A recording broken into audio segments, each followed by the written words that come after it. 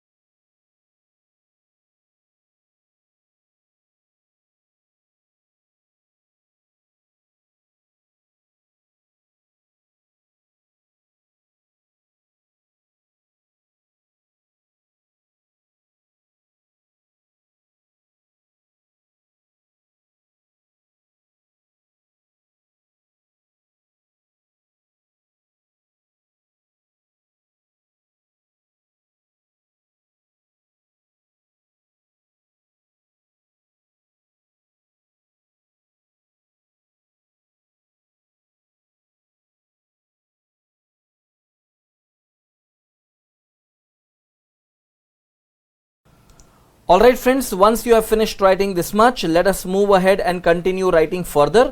First, about private goods. It yields utility to people. Anyone who wants to consume them must purchase them. Owners of private goods can exercise private property rights.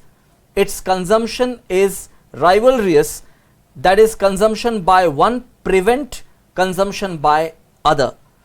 These are excludable, that is, it excludes or prevents consumers who have not paid for them from consuming them or having access to them.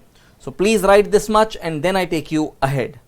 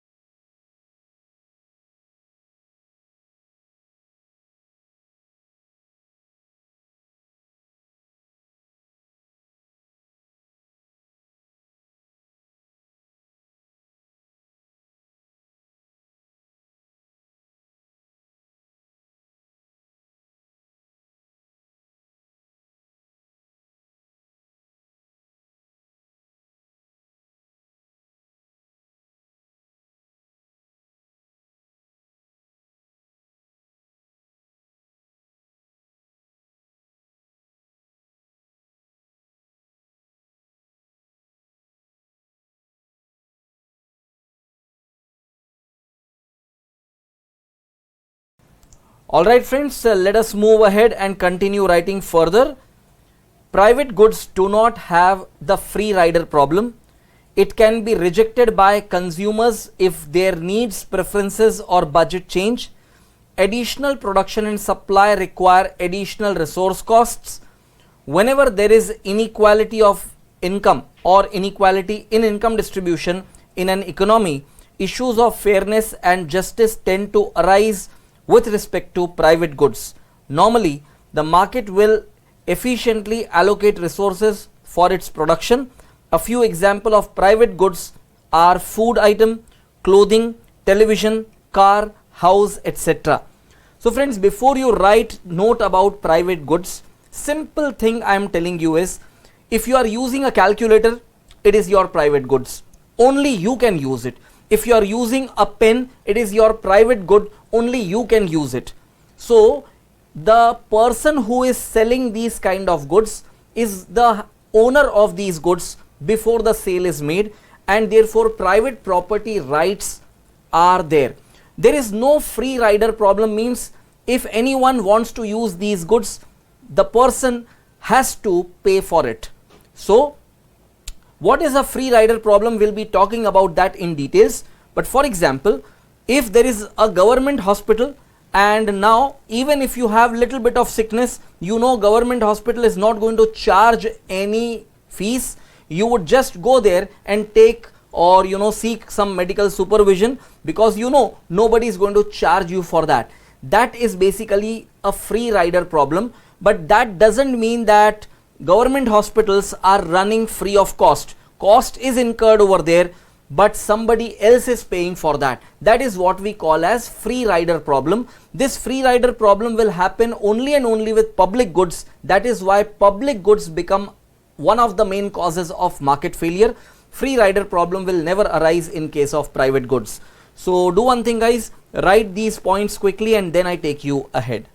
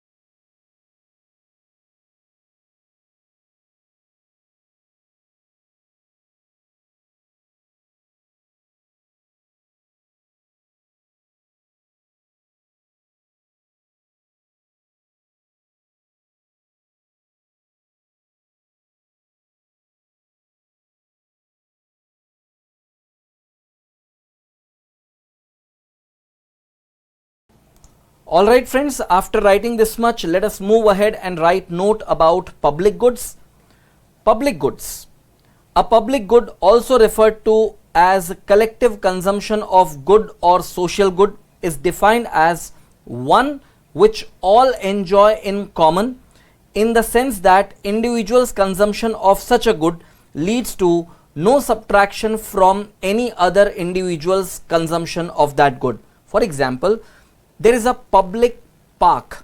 So the park is run and managed by government. Now that is a public property owned by government, but anyone has free access to that property. Anyone can visit over there, and the cost of maintaining that particular park is borne by government and indirectly other people. So there will be a property, there will be a good, there will be a service where use by one particular person cannot restrict the use of the same thing by others. So the point is, here there is no excludability as a factor that we can see in case of public goods. Now let us move more into the details of this, that is by talking about pure public goods. Now in case of pure public goods, no direct payment is required by consumer. I gave you example of the government park or the government hospital. Likewise, there can be examples of government schools where school fee is not charged by any student. Public good is non-rival in consumption, that is, your consumption of a public good in no way interferes its consumption by other people. So please write up this much and then I take you ahead.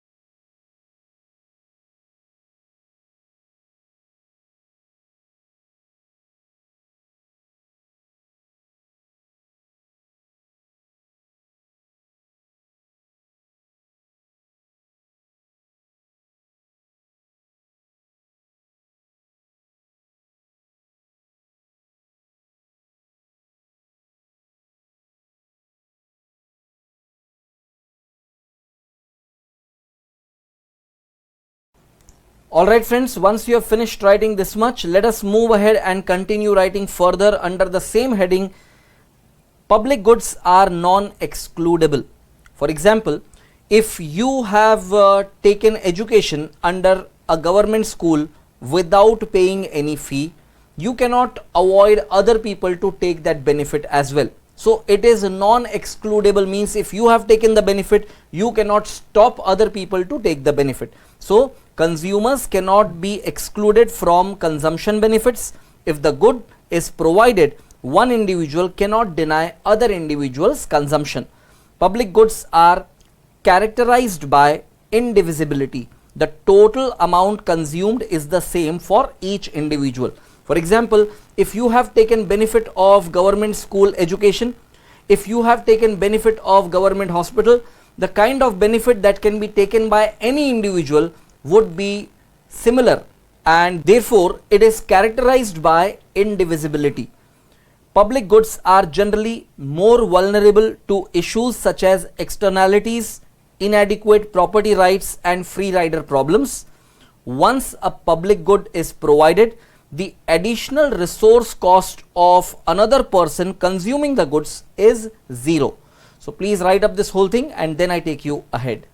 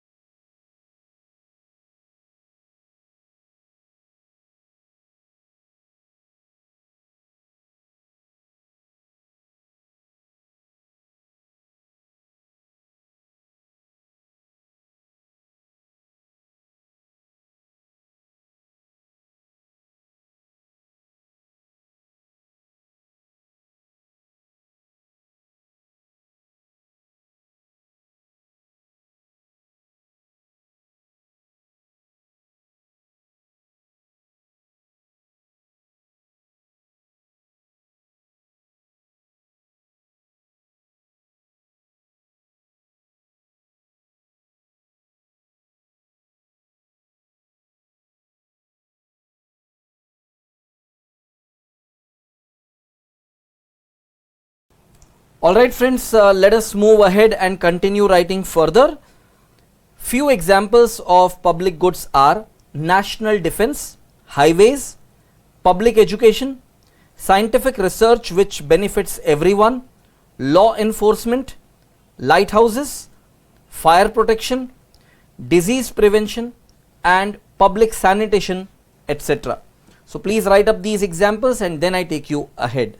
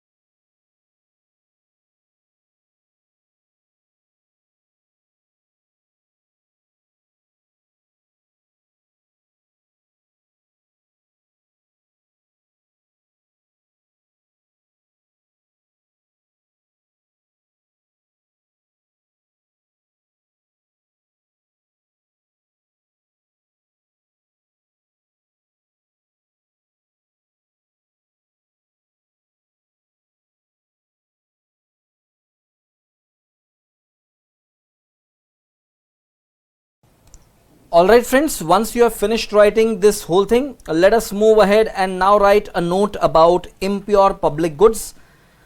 There are some goods which is neither pure private goods nor pure public goods.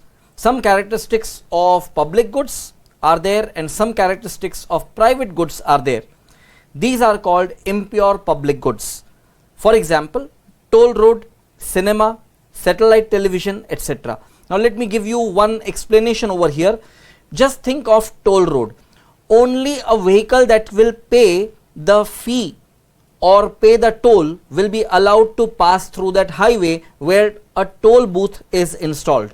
That means only when you pay for it you are allowed to use it. But then on a long run, once the tolling is removed, then the highway will become as a free access to everyone.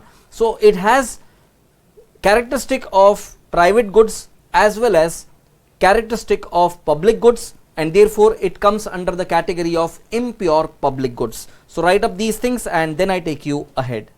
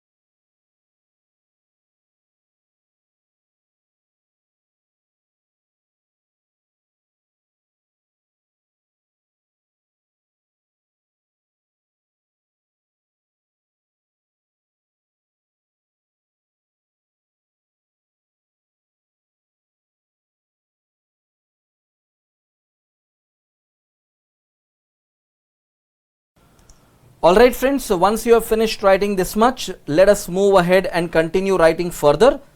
Now, quasi-public goods or mixed goods.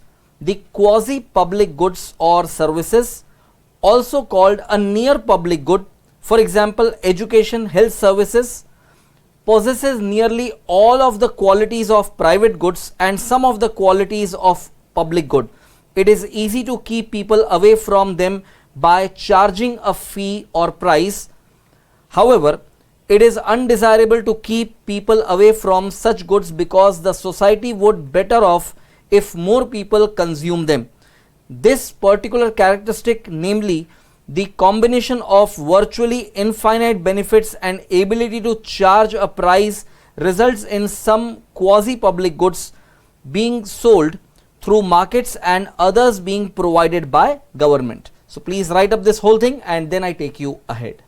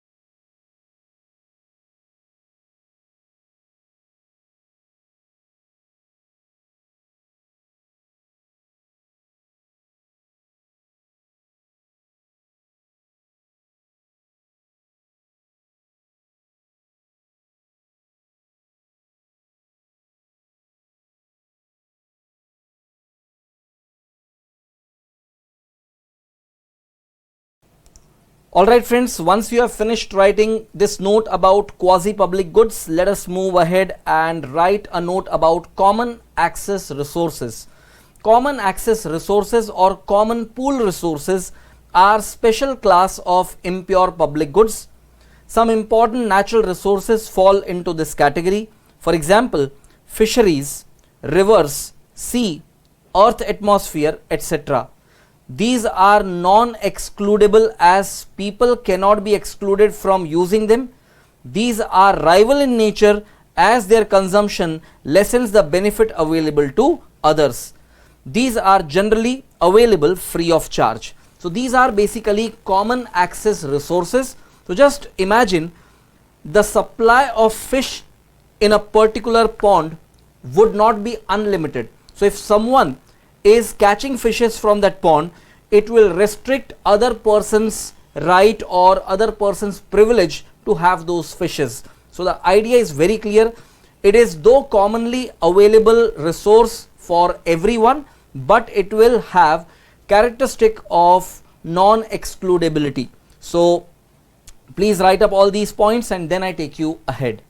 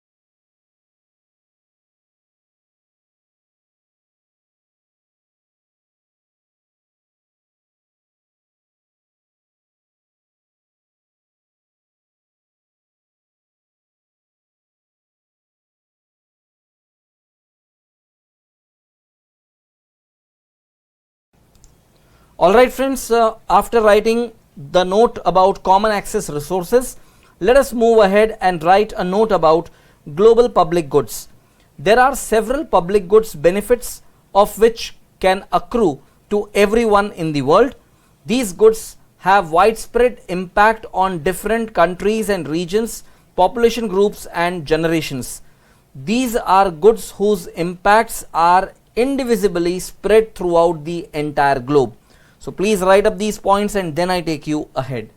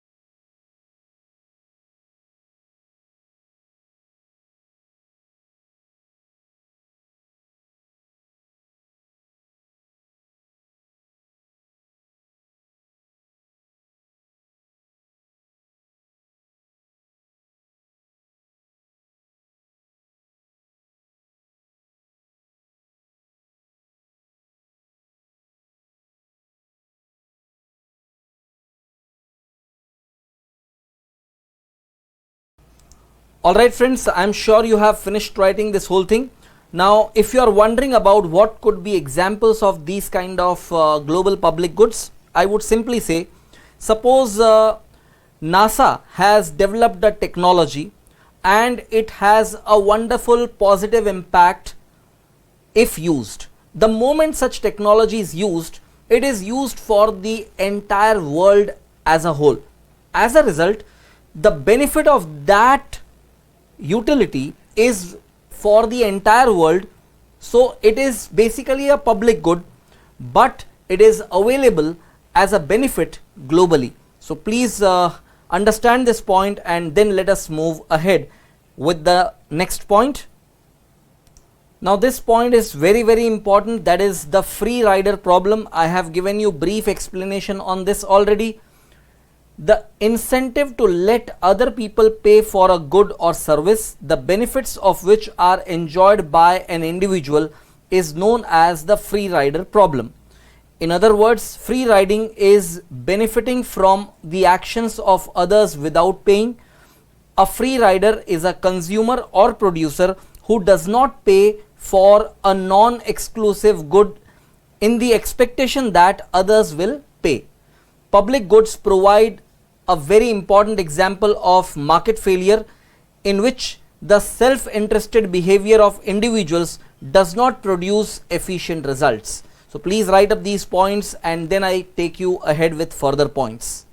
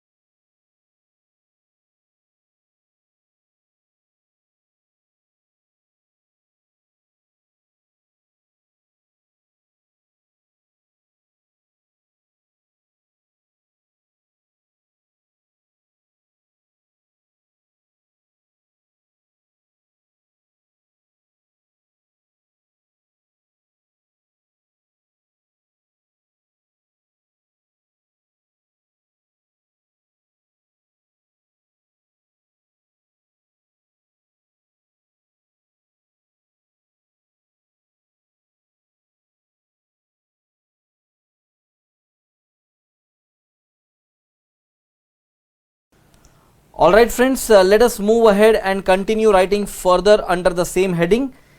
Consumers can take advantage of public goods without contributing sufficiently to their production. The absence of excludability in the case of public goods and the tendency of people to act in their own self-interest will lead to the problem of free riding. If individuals cannot be excluded from the benefit of a public good, then they are not likely to express the value of the benefits which they receive as an offer to pay. In other words, they will not express to buy a particular quantity at a price. So please write up all these points and then I take you ahead.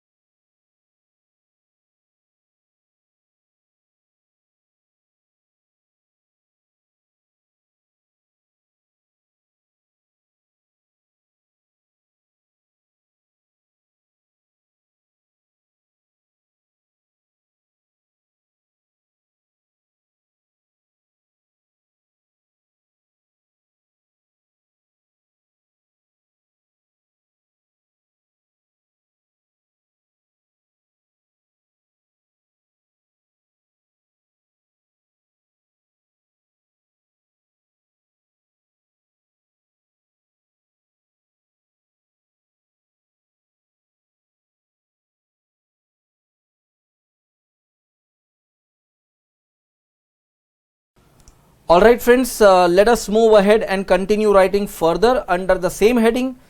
Briefly put, there is no incentive for people to pay for the good because they can consume it without paying for it. There is an important implication for this behavior. If every individual plays the same strategy of free riding, the strategy will fail because nobody is willing to pay and therefore nothing will be provided by the market. Now I'll give you one best example of COVID-19 vaccines that are made available in the country. Now have you noticed one thing? The vaccination process is categorized into two segments. One is the case of paid vaccines and one is the case of free vaccines.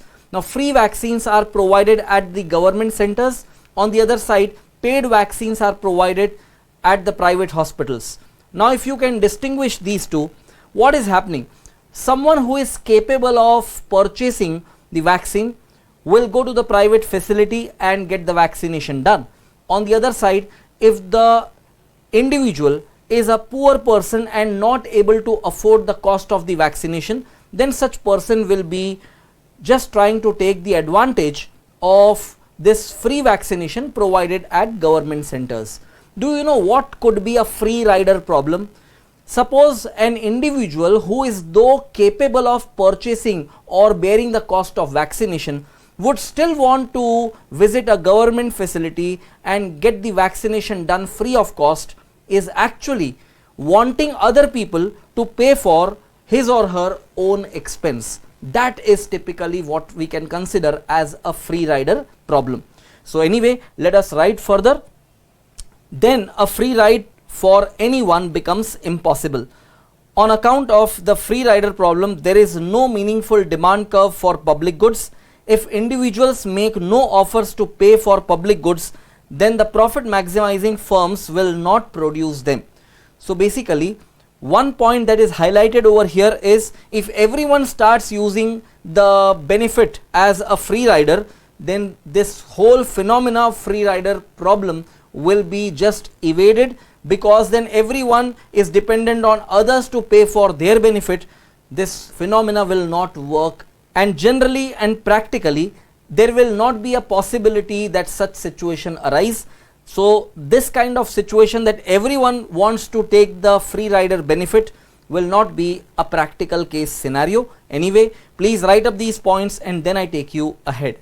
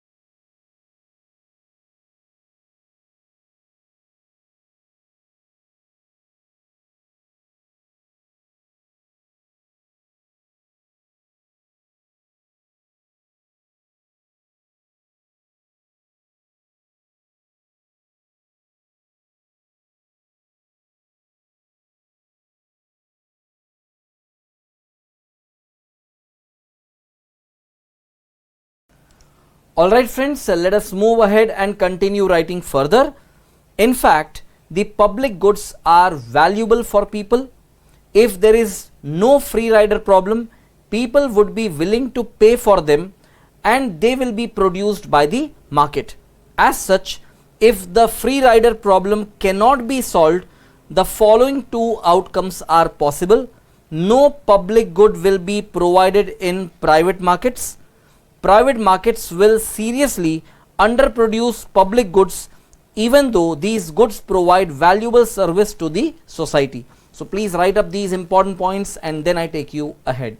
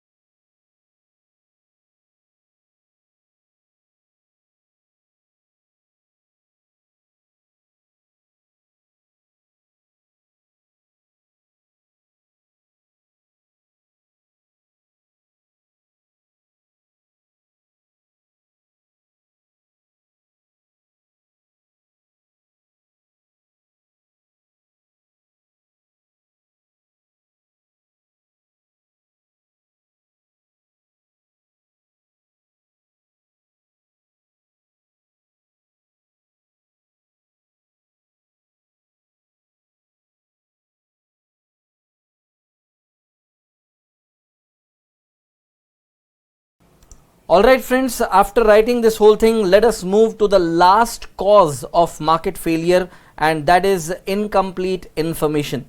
Incomplete information arises due to the following: complex nature of products and services, high cost of acquiring information and time consuming, ignorance of people, etc. Information failure is widespread in numerous market exchanges.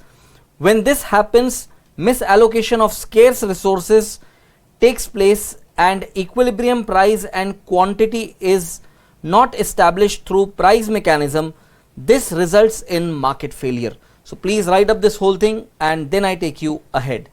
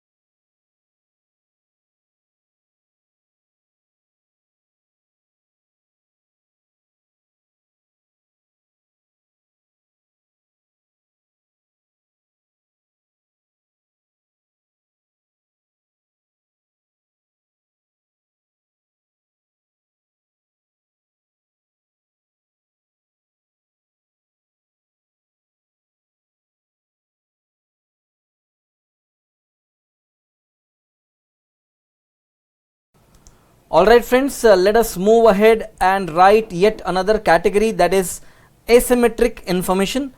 Asymmetric information occurs when there is an imbalance in information between buyer and seller. This can distort choices. These are situations in which one party to a transaction knows a material fact that the other party does not. This phenomenon, which is sometimes referred to as Lemon's problem, is an important source of market failure. With asymmetric information, low quality goods can drive high quality goods out of the market. Adverse selections. Adverse selection is a situation in which asymmetric information about quality eliminates high quality goods from a market. For example, health insurance. So you can just take an example. Suppose there is a company, a new insurance company, which is selling health insurance without having adequate backup. That means maybe at a later stage this company will not be able to pay off the claims, and it is still coming up with a high volume of sale because the premium charged by this company is extremely low. So what will happen? This is an example of elimination of high quality goods from market by introducing a low quality good or service. Anyway, write up this whole thing and that will be end of the session.